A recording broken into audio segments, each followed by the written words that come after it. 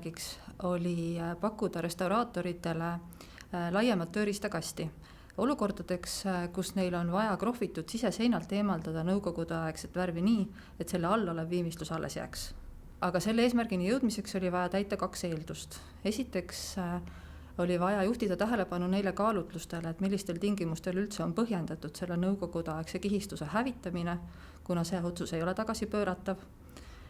Ning teiseks oli vaja koostada süstematiseeritud ülevaade nõukogudeaegse sisevärvi olemusest, sest see aitab tõhusat eemaldusmeetodit kitsendada. Ja lõpuks siis sain pakkuda hästi põhjaliku kirjelduse erinevatest värvieemaldusmeetoditest, mida siis konservaatorid saavad objekti peal valida ja kõik selleks siis, et meie väärtuslik kultuuripärand säilida saaks.